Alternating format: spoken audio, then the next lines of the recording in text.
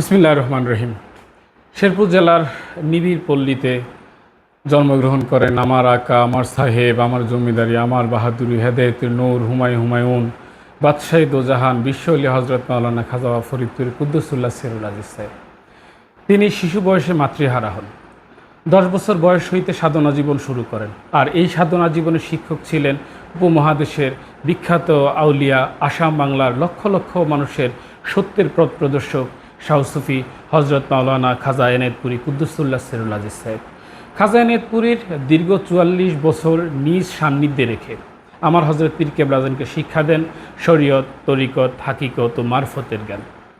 শরীয়ত, তরিকত, হাকিকত ও মারফতের জ্ঞানে পূর্ণ করে লক্ষ কোটি পথভোলা মানুষকে সত্যের সন্ধান দেওয়ার জন্য ফরিদপুরে প্রেরণ করেন।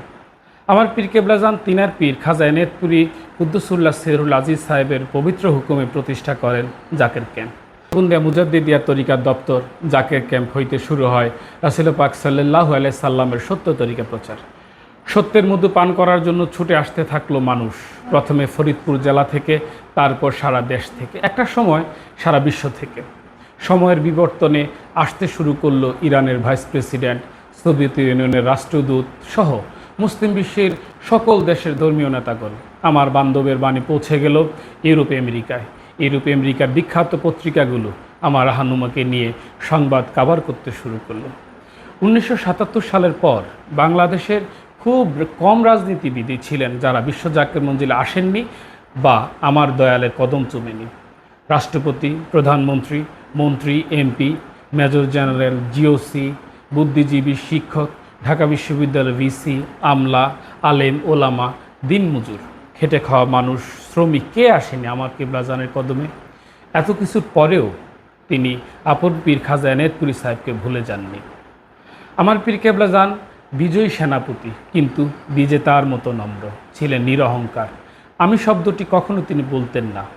আপন পীরের বরাত দিয়ে সবসময় কথা বলতেন।